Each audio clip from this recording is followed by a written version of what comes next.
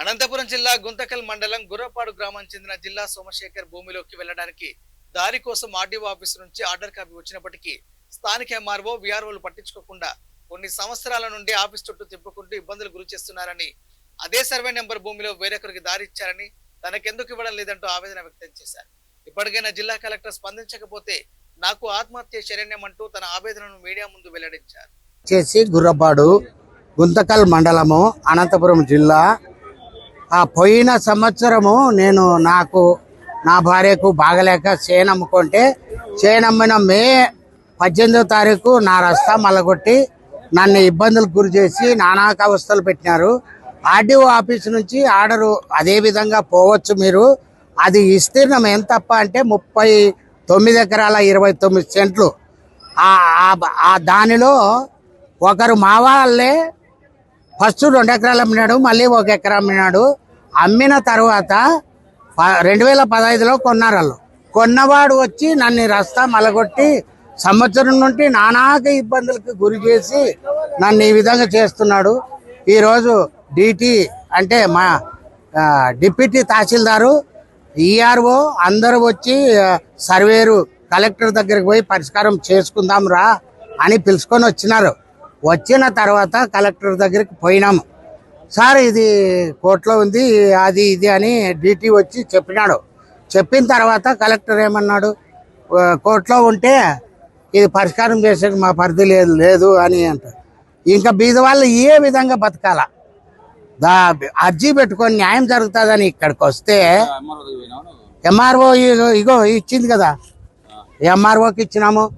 మళ్ళీ గరం తిరిగి ఈడ నారా లోకేష్ అనంతపురానికి వస్తే నేను నా కుమార్తె పోయి పాదాభివందనం చేసి పెద్దాయన నేనున్నా, నేను చేపిస్తానని కడగాకే యాడికి ఇది ఈ పొద్దు కూడా న్యాయం జరగలేదు. ఇప్పటిదాకా ఇంకెప్పుడు న్యాయం జరుగుతుంది.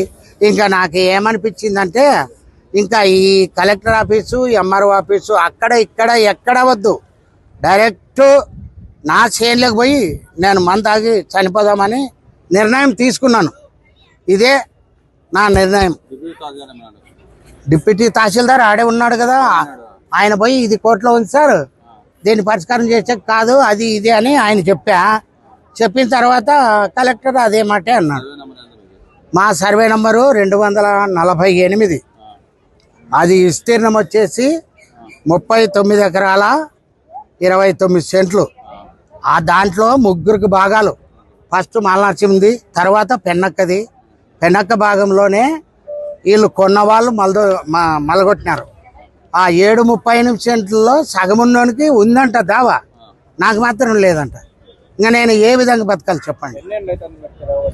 ఇప్పుడు పోయిన మే 19 నుంచి ఇక్కడ 10 అర్జీలు ఇచ్చిన, 10 అర్జీలు ఇచ్చినా కూడా పరిష్కారం అంటూ లేదు.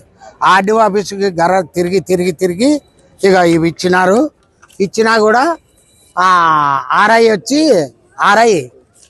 ఈ చెల్లెకి ఇడిసిరాపోండి ఆర్డీఓ సార్ పంపిస్తే పోలీసులు కుమ్మక్కయ్యి, పోలీసులు వాళ్ళ వైపు అయ్యి, పోలీసులు రాలే, పోలీసులు సహకరించలే. ఆర్ఐ వచ్చి అట్లా పోవచ్చు కదా అని పంపుతాడు. నేను అమ్ముకున్నా కదా, నా భార్యకి బాగలేక నాకు ఇబ్బందులు పడి అమ్మిన మరుక్షణమే మే 18వ తారీఖు మొదలుకొట్టినా.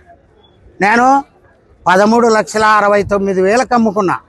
వాళ్ళు సిఐతో కూడా ఏమని చెప్పి అడిగిచ్చినారు తెలుసా, 10 లక్షలకి రామంజనమ్మ వాళ్ళకే ఇవ్వచ్చు కదా అని సిఐతో కూడా అడిగిస్తారు డబ్బులు. ఒకవైపే డిటి, ఆర్ఐ, ఎంఆర్ఓ వీళ్ళంతా కలిసి గూడుగుట్టారమై నా పైన దండయాత్ర ఎత్తి నా చావు వరకు తెచ్చినారు ఈ పుణ్యాత్తులు.